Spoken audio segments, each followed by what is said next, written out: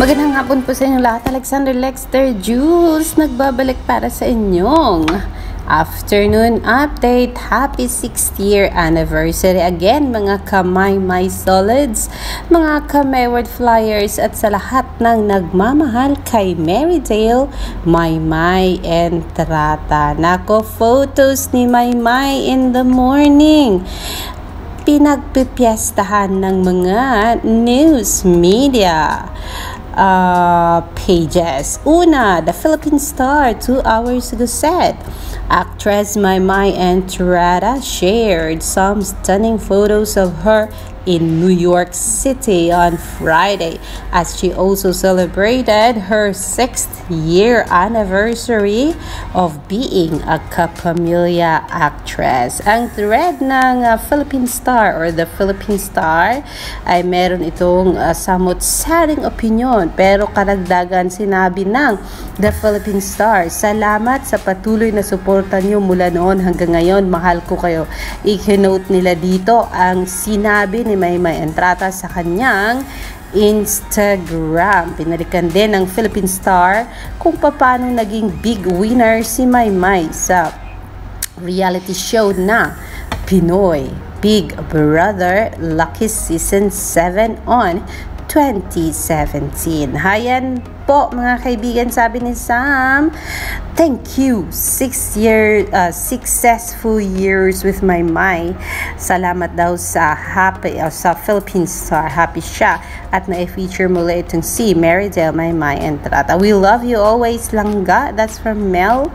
Hayan, and more of your followers, Maymay.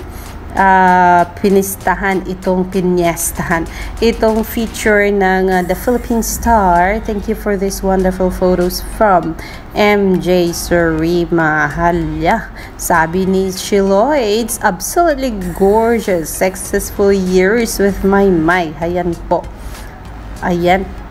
At hindi lang si Philippine Star, the Philippine Star ang nag-feature kay Marydale, kasi nakita din natin itong of course different media outlet na nag-feature kay Maymay on her 6th year anniversary sa show business. Sabi ni Be Real, my War Fans USA, sana nandyan pa rin kayo para suportahan si Maymay at saka si Edward. Ayan.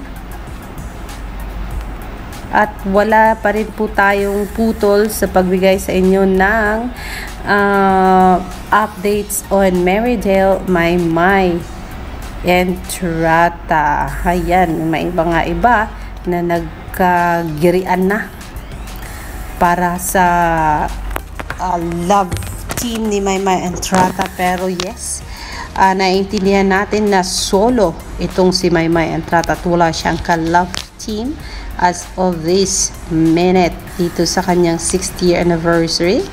Kaya yes, Marydale, congratulations on your 6th year anniversary. Hindi nagpahuli itong si Yuna Smith. Happy 6th year anniversary, Maymay.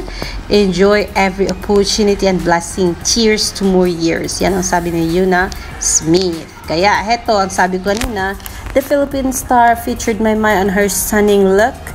At nandito uli ang another, at hindi nagpapahuli ito, si Inquirer, kasi palagi rin niyang na-feature si Maymay sa kanyang website. Narito si Inquirer, sabi niya, Maymay in New York City. Look, Maymay and Trata look stunning and her recent photos taken in New York City. Ayan, i-feature naman ni Philippine Inquirer itong sinabi ni Maymay, di ko akalaing dito ako sa New York City magsa-celebrate ng 6th year anniversary natin, mga mahal kong family. Yan po ang feature ni the Philippine Inquirer 2 hours ago. Kasabayan niyang nag-feature itong si the Philippine Star. Si Maymay, every kembot mo Maymay ay hindi po pwedeng news item yan. Kaya congratulations, and sa makikita natin, your followers are doing the throwback on Twitter at naki-Twitter party pa rin sila hanggang sa ngayon. Mayet Smith, sabi niya, at Maymay and Trata, I don't know the options you have to choose from when you make decisions, but I can always choose to be happy for you.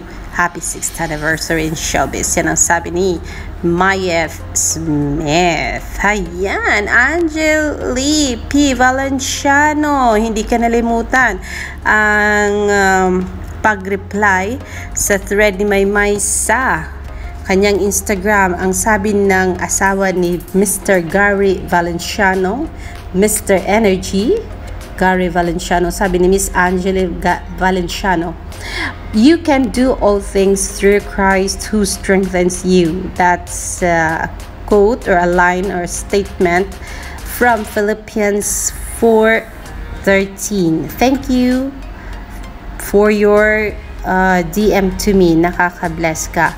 Marydel, Maymay, and Tata. Yan ang sabi ni Angela P. Valenciano. Ayan po. Salamat po at hindi talaga nakakalimutang sundan ng mga taong nagmamahal ka, Maymay, mapa-showbiz man o hindi sa showbiz. Ayan po muna ang ating update. Mga kaibigan, I will bring you more updates later. Alexander Lexter Jules. Congratulations, Maymay. Laman ka na naman ng balita sa mga news media pages. And yes, mga ka-Mayward, let's all go back sa kaganapan sa buhay ni Maymay sa PBB house bago pa man siya naging isang Maymay entrata na kilala ng buong mundo. Ay ito muna ang dinaanan ni Maymay sa loob ng bahay ni Kuya.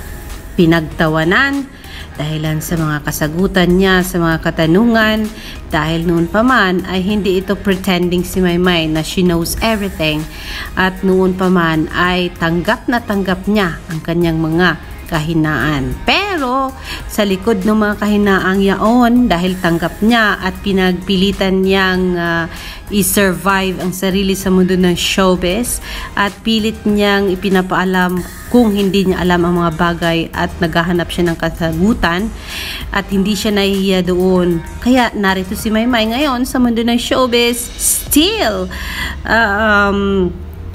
alive and kicking, and of course still ipinapakita niya ang ningning ng kanyang bituin sa mundo ng showbiz. Sa kahit pa man meron siyang mga kahinaan. Let's go and watch this. Ano nga ba ang ginawa ni Maymay noon sa PBB house? What are your opinions about the color turquoise? My opinion about the color of turquoise is, I don't know what is that color, but my opinion is that it's really hard to pronounce it. That would be all. Thank you. Maymay! Why do you want to win Miss Universe? Miss Team PBB, sorry. And what motivates you? It's very important for me to win this competition because the first thing is that I came here to compete, not just to play, but I came here to win. And it motivates me to fight for this competition because I have a lot of dreams to make it come true. That will be all. Thank you. How long is a piece of string? Huh? How Pardon, please? How long is a piece of string? People forgotten that our life is just a string, that it has an end. So how long is it? So how long Centimeters? Meter? How long? It depends if it is short or long. Because if it is long, then kilometers, 1 million kilometers. And if it's short, then 1 kilometer. That would be all. Thank you. Alright, thank you, Ma'am. Isa lang yan sa mga kuha ng mga video ni Maymay sa patrobak ng mga kasamahan natin sa Twitter. Pero that is not a shameful thing for us to watch kasi nga ako hindi ko kinakahiya yan kasi indeed I am so proud of Maymay Entrata kasi from there talagang hinarap niya ang kanyang mga weaknesses and she is even trying to learn faster by asking people kung ano nga ba talaga ang mga ibig sabihin ng mga bagay-bagay o mga salita, lalo na kung ito ay hindi niya naiintindihan. Ayan po, no pretensions yan si Maymay Entrata, kaya po love na love ng masa yan kasi what you see is what you get about Maymay Entrata. Alexander Lexter Jules, pinagdaanan mo man yan Maymay noon, ang masasabi ko lang, proud na proud akong follower mo ngayon. Alexander Lexter Jules, I will see you for more later mga kamayward. Again, happy 6th anniversary sa ating lahat.